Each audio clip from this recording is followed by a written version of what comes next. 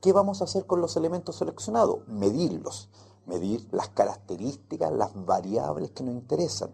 A lo mejor, si selecciono personas para preguntar su inclinación política, voy a preguntarle cómo se considera, centro, izquierda, derecha, independiente o apolítico. Le voy a preguntar por qué partido político votaría o por qué candidato podría votar en la próxima elección si fuesen este domingo. Pregunta típica de las encuestas políticas.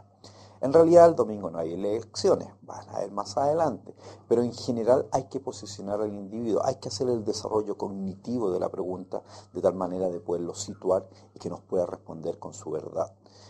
Una vez que obtenemos esta información, que puede ser voto por el candidato A o voto por el candidato B, puede ser la edad de la persona, puede ser el género en la comuna que reside, yo voy a ir registrando características de los individuos que me interesan analizar. Comuna de residencia, partido político que le gusta, número de hijos que tiene, etc. Esas variables nos permiten caracterizar el fenómeno. Por lo tanto, tenemos que concentrarnos en la clasificación de variables. Vamos a ver que es muy relevante tener claro qué es lo que estoy midiendo, porque los análisis estadísticos van a depender de eso. Las variables se dividen en dos grandes categorías. Y son muy simples. Cuantitativas, si las puedo contar, y cualitativas, si no las puedo contar. Si yo voy a medir masculino o femenino, no puedo asignar un número, por lo tanto tiene que ser una variable cualitativa. Si yo voy a medir el número de hijos, voy a contar 1, 2, 3, 4, por lo tanto es una variable cuantitativa. Piensa, la edad, cuantitativa, el peso de una persona, cuantitativa, la comuna de residencia, Ñuñoa, La Unión, Quilicura, cualitativa, la región, cuidado, muchos piensan que es numérica porque es primera, segunda de región, pero hoy en día ya está cambiando y sabemos que en realidad es una mera etiqueta que se le pega.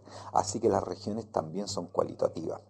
A su vez, las variables cuantitativas se pueden dividir en las numéricas, haciendo numéricas en las discretas, que son las que se asocian a los números naturales. Número de hijos, número de autos, número de eventos, siempre van a ser variables cuantitativas discretas.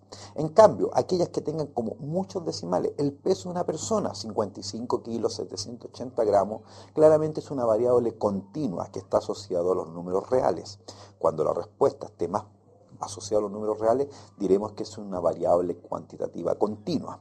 Cuando está asociado directamente con las variables discretas, números naturales, es una variable discreta.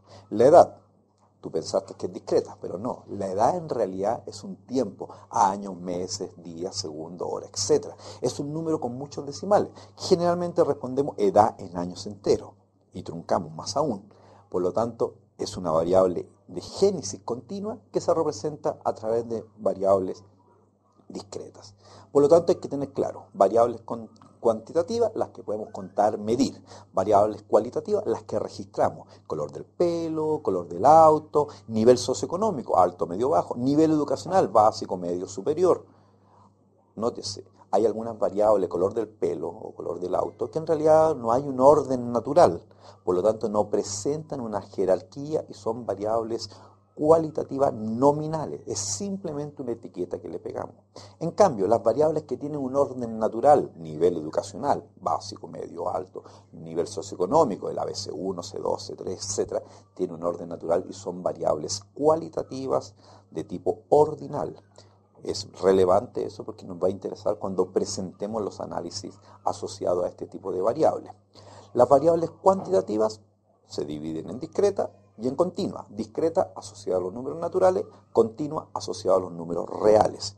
En cambio, las variables cualitativas se dividen en nominal cuando no tienen jerarquía y en variables ordinales cuando tienen un orden natural.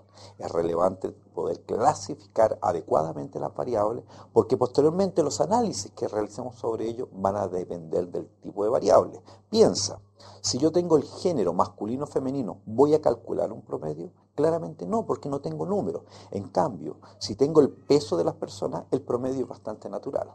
Así que en general vamos a ver nuestros análisis dependiendo del tipo de variable.